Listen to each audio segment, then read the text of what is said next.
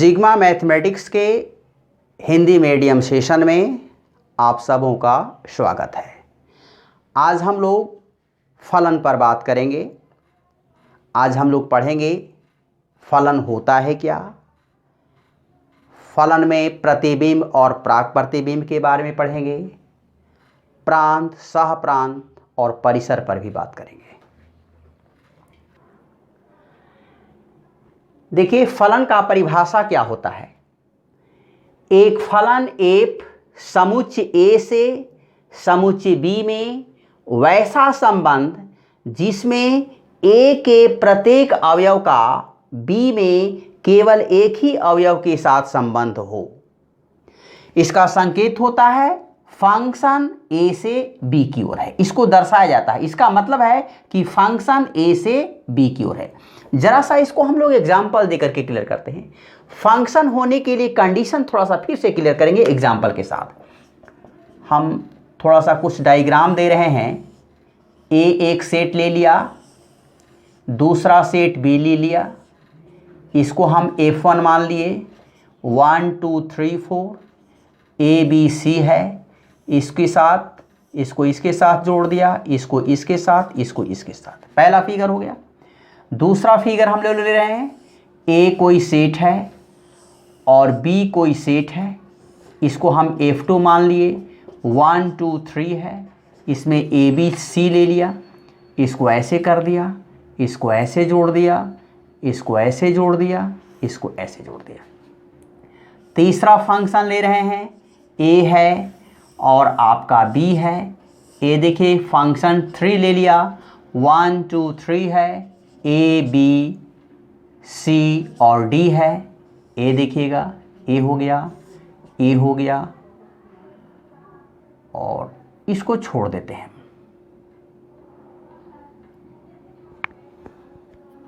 ठीक है। और एक फंक्शन और है यार, एक फंक्शन और हम लोग क्लियर कर रहे हैं। देखिएगा, ये ए है, ए आपका बी है, ए F4 फंक्शन ले लिया। आप देखिए इसमें 1 2 3 है और 4 ले लिया। ए बी सी और डी है। ए देखिएगा, इसको ज़रा सा देख लेते हैं, इसको, इसको और इसको। अब ज़रा सा हम लोग फोकस करते हैं कि डिफिनेशन क्या कह रहा है कि अगर फंक्शन ए से बी की ओर है तो फंक्शन यानी फलन होने के लिए दो कंडीशन, ए में जितना भी मेंबर हैं, ए में जितना भी सदस्य हैं, सब का रिलेशन बी के साथ होना चाहिए। पहला कंडीशन होता है।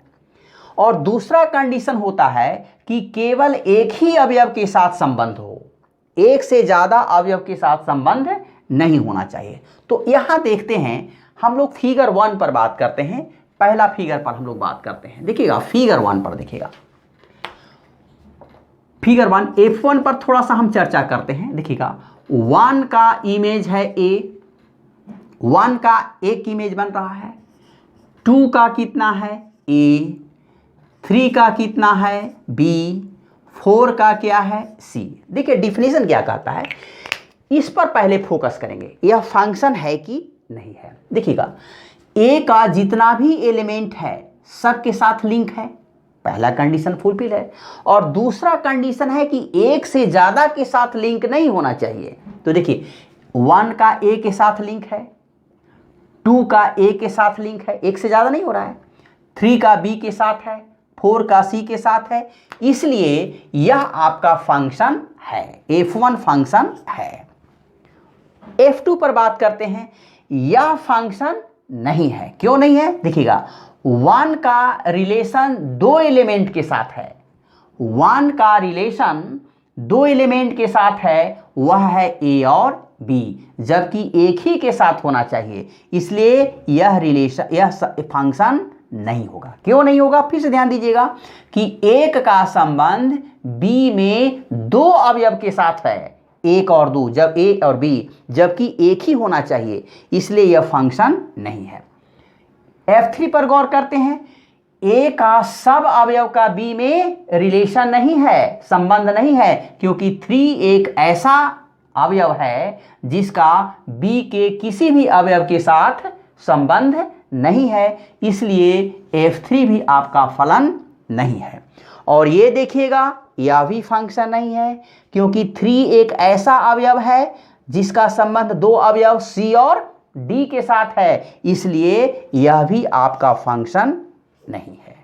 फंक्शन होने के लिए यही आपका कंडीशन है। जैसे कोई फलन आपको दे देगा और सवाल आपसे पूछेगा कि यह फलन है या नहीं है, इसका आपसे रीजन पूछेगा, इसका कारण पूछेगा कि अगर फंक्शन है तो क्यों और अगर नहीं है तो क्यों, सवाल कर सकता है। तो थोड़ा सा डिस्कस कर लेते हैं, इस पर लिखते हैं कि कैसे लिखा जाएगा। देखिएगा, लिखेंगे F1 फलन है क्योंकि A का प्रत्येक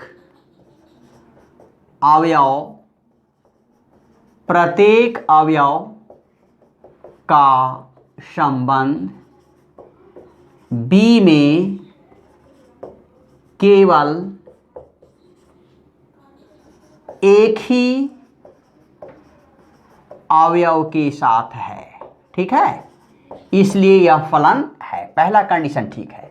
अब हम F2 पर बात करते हैं। लिखेंगे F2 फलन नहीं है। क्यों नहीं है? क्योंकि सब का तो बन रहा है, लेकिन एक ऐसा है जिसका 2 गो बन रहा है, A और B, जबकि एक ही बनना चाहिए। इसी कारण से यह फलन नहीं है। F2 फलन नहीं है क्योंकि A का अवयव एक का संबंध समुच्चय B के 2 अवयव कौन कौन है? A तथा B के साथ है। इस कारण से यह फलन नहीं है। ठीक है ना, यह फलन नहीं है। अब हम तीसरा फंक्शन पर बात करते हैं, इस फिगर पर बात करते हैं। तीसरा लिखेंगे F3 फलन नहीं है। क्यों नहीं है जी? क्योंकि A समुच्चय A का 3 अवयव का कोई के साथ संबंध नहीं है। F3 फलन नहीं है क्योंकि समुच्चय A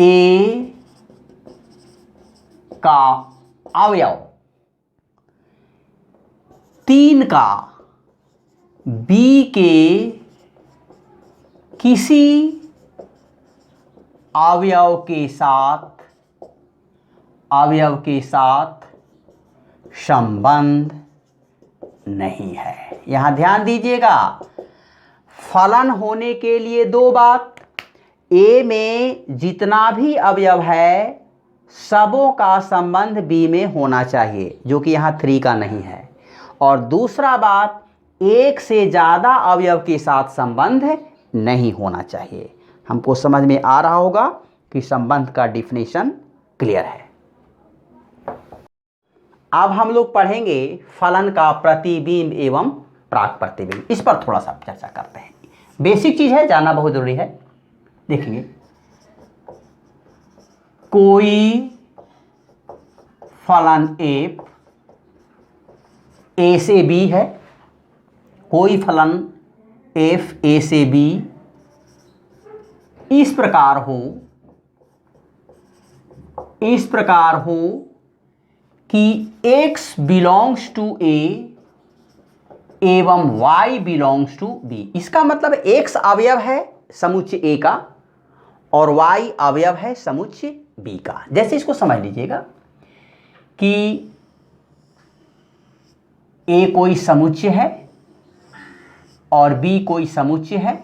ये देखिए फंक्शन है और X और Y इसमें अवयव है। यह देखिएगा, प्रतिबिंब समझिएगा कि X का Y जो है प्रतिबिंब बन रहा है, ठीक है। तब y प्रतिबिंब है x का, x का y क्या है? प्रतिबिंब है, और x प्राक प्रतिबिंब है किसका? y का। आप समझ लीजिएगा कि यह आप है और यह दर्पण है, यह आप है और यह दर्पण है। आपको सामने आपका प्रतिबिंब बन रहा है और आप खड़े हैं, तो जो मिरर में जो आईना में प्रतिबिंब है उसके लिए आप क्या हो गए? प्राक प्रतिबिंब हो गए। इसका A to B है तो X का यह क्या है? प्रतिबिंब है, यानी Y प्रतिबिंब है X का, Y is the image of X, और X क्या है? प्राक प्रतिबिंब है Y का। जरा सा हम लोग एग्जाम्पल से इसको क्लियर करते हैं कि हम एक सेट ले रहे हैं, A कोई सेट है और B कोई सेट है जिसमें 1 2 3 और ABC एलिमेंट ले लिया। A देखिएगा, A देखते हैं और ये देखते हैं। A देखिएगा, ये है फंक्शन, देखिएगा फंक्शन है A to B की ओर। तो 1 का प्रतिबिंब A बन रहा है, यानी लिखेंगे A प्रतिबिंब है किसका? 1 का, और B प्रतिबिंब है किसका? 2 और 3 का, 2 और 3 का। अब C किसी का प्रतिबिंब नहीं है, C किसी का प्रतिबिंब नहीं है। अब जरा सा हम लोग थोड़ा सा ध्यान देते हैं, तो 1 क्या है? प्राक प्रतिबिंब है A का, यानी 1 प्राक प्रतिबिंब है किसका? A का, और 2 तथा 3 प्राक प्रतिबिंब है किसका? प्राक प्रतिबिंब है किसका? B का, और C का कोई प्राक प्रतिबिंब नहीं है। यहां लिख देंगे C का कोई प्राक प्रतिबिंब नहीं है। हम समझ रहे होंगे कि आपको प्रतिबिंब और प्राक प्रतिबिंब समझ में आ रहा है, ठीक है। जरा सा हम लोग पढ़ते हैं फलन का प्रांत, सहप्रांत तथा परिसर। देखिएगा, कोई फलन f A से B में हो,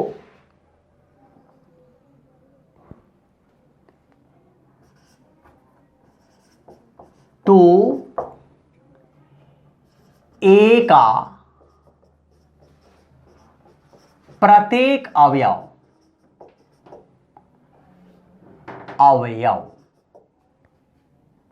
प्रांत, B का प्रत्येक अवयव सहप्रांत, और जिसका प्राक प्रतिबिंब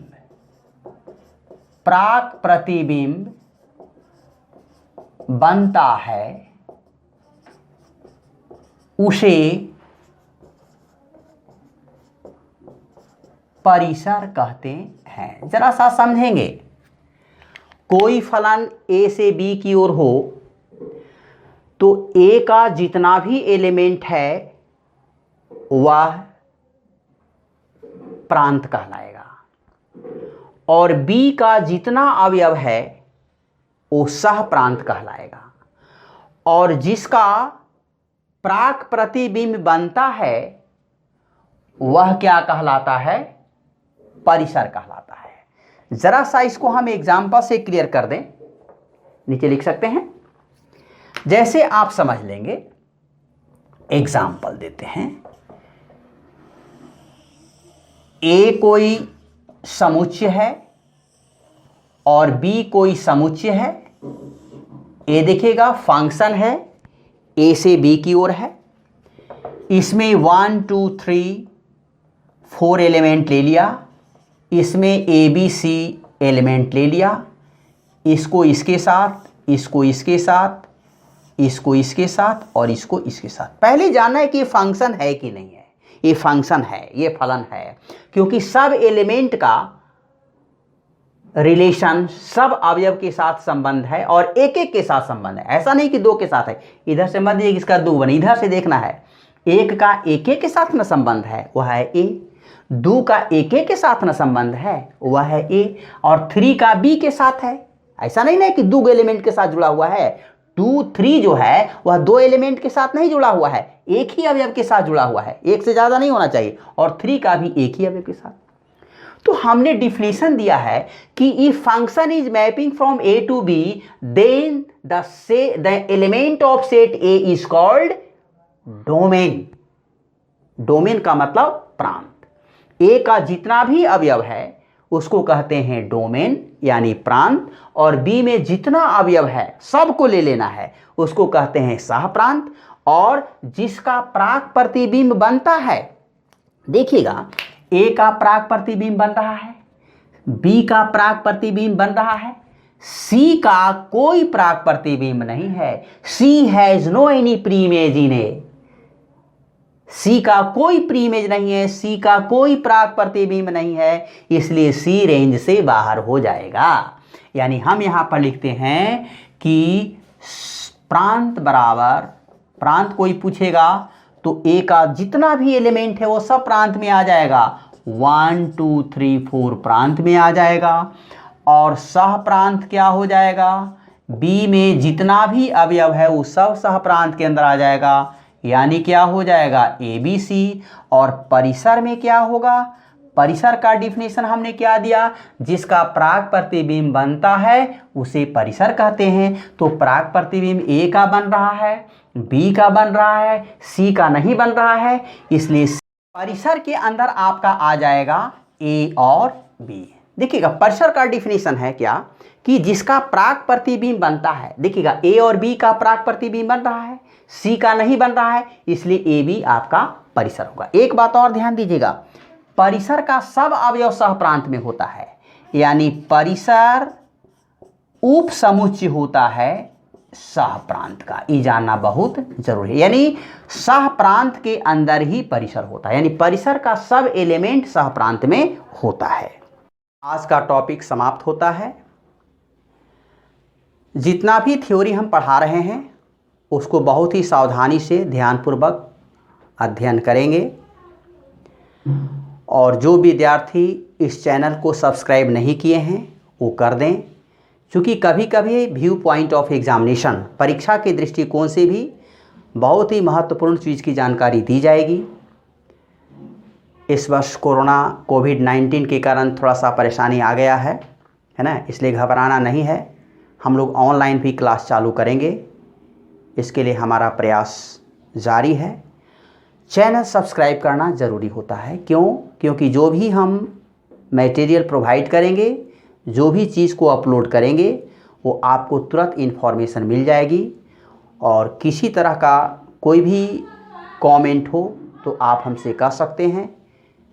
धन्यवाद।